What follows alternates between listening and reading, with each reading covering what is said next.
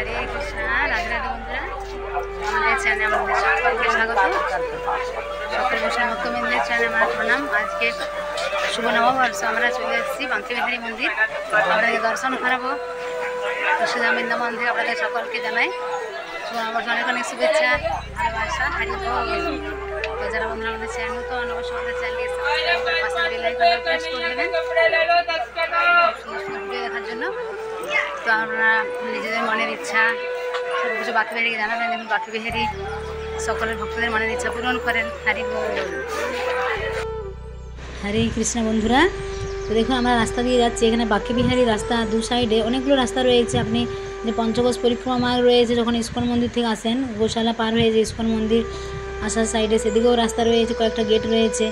আর আমাদের যে এইদিকে রাস্তা রয়েছে, অর্থাৎ যে চুঙ্গি চড়াই রয়েছে, সেখান থেকে যখন আপনারা যাবেন, ভেতর দিয়ে একটা রাস্তা রয়েছে বাঙ্কি বিহারী, যে ইস্কন মন্দির থেকে যখন আপনি সোজা আসবেন, সেদিকেও একটা রাস্তা রয়েছে, সেখানেও অনেকগুলো গেট রয়েছে। তো আপনারা একটু সাবধানে আসবেন। বাঙ্কি বিহারী আসতে গেলে কিন্তু অনেকগুলো গেট, অনেকে হারিয়ে যায়।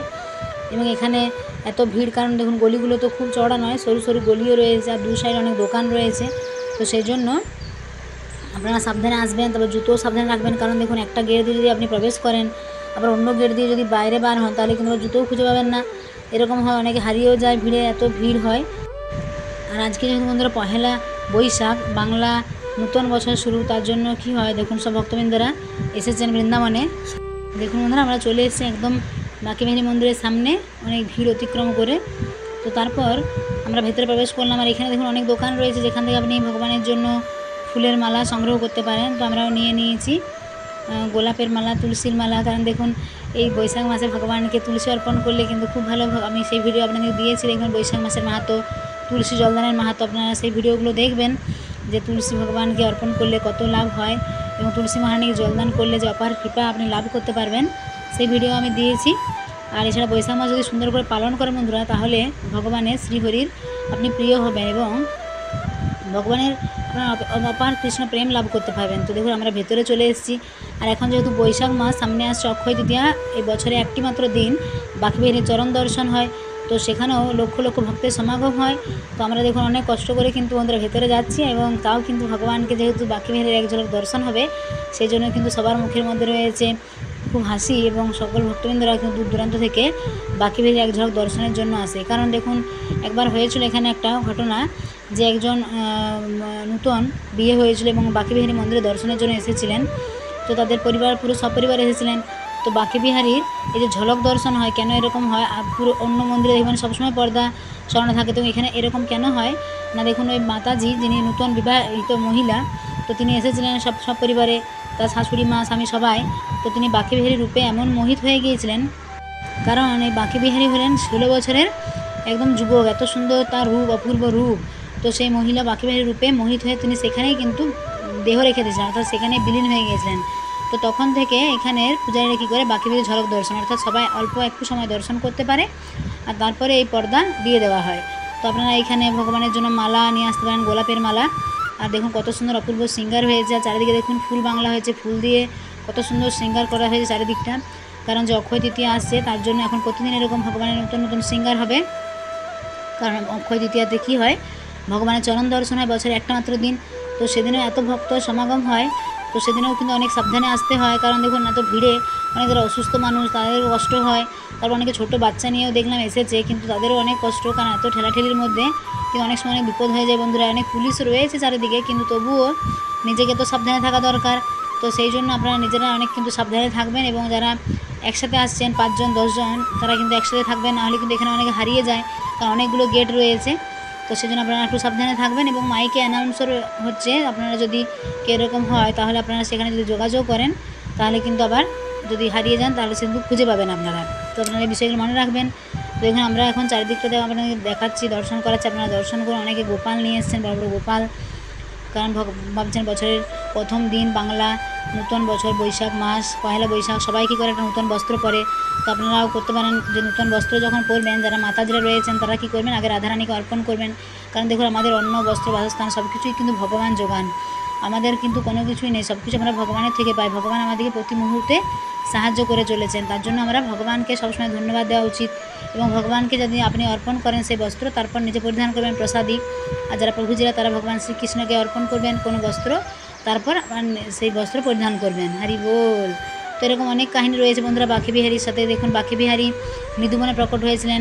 আপনাদেরকে নিধুবন আপনারা যারা গেছেন দেখবেন কত সুন্দর, সেখানে এত তুলসী মহারানী রয়েছে, কত কত তুলসী মহারানী রয়েছে। সবাই কিন্তু সেই যে বৃন্দাবনের রজ সেদিকে কিন্তু সমস্ত ডালগুলো নিচে রয়েছে, কেন ভগবান শ্রীকৃষ্ণকে প্রণাম জানাচ্ছেন, বৃন্দাবন ভূমিকে প্রণাম জানাচ্ছেন। দেখুন ভক্তবৃন্দরা এসে কত দেখুন মন ভরে ভগবানকে বাঁকে বিহারীকে দর্শন করছেন, এবং আপনারাও বাড়ি বসে দর্শন করুন।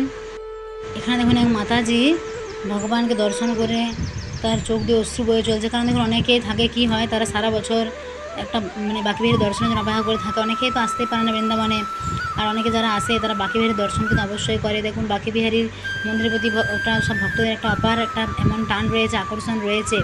তো বাঁকে বিহারীর এক ঝলক দর্শন যদি করেন আপনারা এখানে এসে, বৃন্দাবনে এসে, তাহলে কিন্তু বুঝতে পারবেন। তো আপনারা এখন ভিডিওর মাধ্যমে দর্শন করুন, যখন বৃন্দাবনে আসবেন অবশ্যই কিন্তু বাঁকে বিহারী মন্দির দর্শন করবেন। দেখুন ফুল দিয়ে চারিদিকে কত সুন্দর সাজানো হয়েছে, দেখুন অপূর্ব, তাই না? এবং এই বাঁকে বিহারী মন্দিরে আসলে কিন্তু রাধে রাধে বলতে একদম ভুলবেন না, কারণ দেখুন রাধে রাধে বললেই কিন্তু বাঁকে বিহারী অনেক প্রসন্ন হন।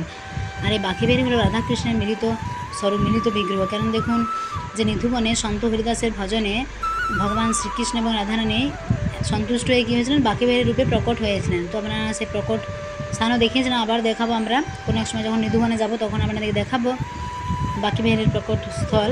তো এখন এই বাঁকে বিহারী মন্দিরে এখানে পূজিত হন বাঁকে বিহারী। আর দেখুন ভক্তবৃন্দরা আসে কত দেখুন শ্রদ্ধা নিয়ে, ভক্তবৃন্দরা এসে প্রণাম জানায়। আপনারা বাড়ি বসে প্রণাম জানান, আপনাদের সকলের মনের ইচ্ছা জানান।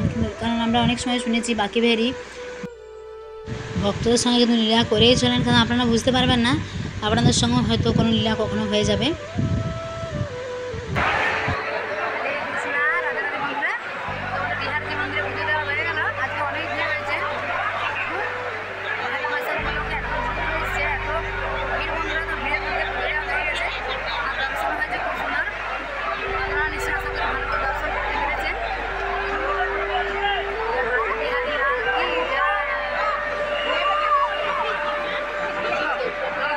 তো যারা বন্ধুরা আমাদের চ্যানেল নতুন, অবশ্যই আমাদের চ্যানেলটিকে সাবস্ক্রাইব করে পাশের বেল আইকনটা প্রেস করে দেবেন নিত্য নতুন ভিডিও দেখার জন্য। তো আমাদের চ্যানেল রয়েছে বৃন্দাবনে অনেক সুন্দর সুন্দর ভিডিও। এছাড়া আমরা আরও বৃন্দাবনে অনেক লীলাস্থলী আপনাদের জন্য নিয়ে আসবো, বৃন্দাবন মাহাত্ম্য কথা। আর যারা বন্ধুরা বৃন্দাবনে আসতে চান তারা আমাদের সাথে যোগাযোগ করবেন। আমাদের এখানে থাকার ব্যবস্থাও রয়েছে, 3 টাইম কৃষ্ণ প্রসাদের ব্যবস্থাও রয়েছে। এছাড়া বৃন্দাবনের সমস্ত মন্দিরগুলো ভগবানের রাধাকৃষ্ণের লীলাভূমি, জন্মভূমি, সেগুলো সুন্দর করে দর্শন করানো হবে। হরি বল। তো আজ বন্ধুরা বছরের প্রথম দিনে এই পহেলা বৈশাখ আপনাদের সকলকে জানাই কৃষ্ণময় প্রীতি, শুভেচ্ছা, ভালোবাসা। তো আপনারা আজকে ভগবানের মন্দিরে যাবেন, ভগবানের আরতি দর্শন করতে পারেন, ঘরেও সুন্দর করে ভগবানকে শৃঙ্গার করবেন, ভগবানের সুন্দর সুন্দর ভোগ লাগাবেন।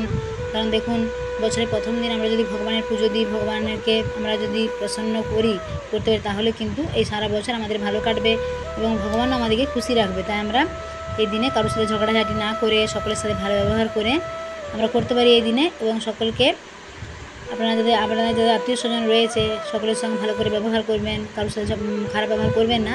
তাহলে দেখুন মানুষের মনে তো কখনো কষ্ট দিতে নেই।